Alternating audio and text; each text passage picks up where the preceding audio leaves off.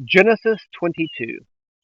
After these things, God tested Abraham and said to him, Abraham. Here I am, he answered. Take your son, he said, your only son Isaac, whom you love. Go to the land of Moriah and offer him there as a burnt offering on one of the mountains I will tell you about. So Abraham got up early in the morning, saddled his donkey, and took with him two of his young men and his son Isaac. He split wood for a burnt offering and set out to go to the place God had told him about. On the third day, Abraham looked up and saw the place in the distance. Then Abraham said to his young men, Stay here with the donkey. The boy and I will go over there to worship. Then we'll come back to you. Abraham took the wood for the burnt offering and laid it on his son Isaac. In his hand he took the fire and the knife, and the two of them walked on together. Then Isaac spoke to his father, Abraham, and said, My father? And he replied, Here I am, my son. Isaac said, The fire and the wood are here, but where is the lamb for the burnt offering?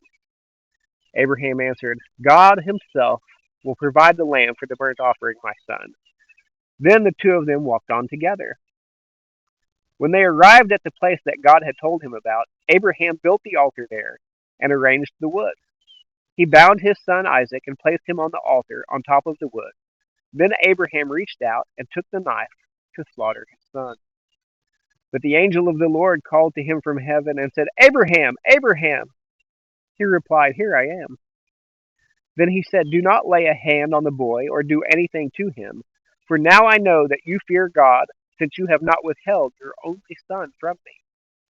Abraham looked up and saw a ram caught in the thicket by its horns.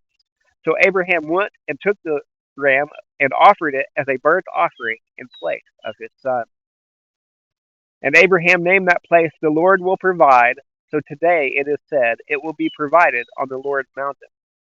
Then the angel of the Lord called to Abraham a second time from heaven and said, By myself I have sworn, this is the Lord's declaration. Because you have done this thing, and have not withheld your only son, I will indeed bless you and make your offspring as numerous as the stars of the sky and the sand on the seashore.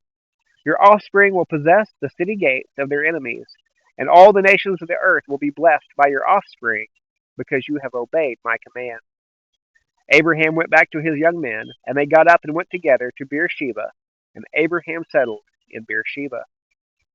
Now after these things, Abraham was told, Milcah has also borne sons to your brother Nahor.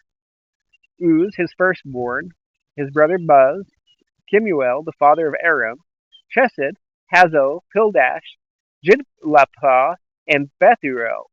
And Bethuel fathered Rebekah. Milcah bore these 8 to Nahor, Abraham's brother. His concubine, whose name was Rimah, also bore Tebah, Gaham, Tahash, and Maacah.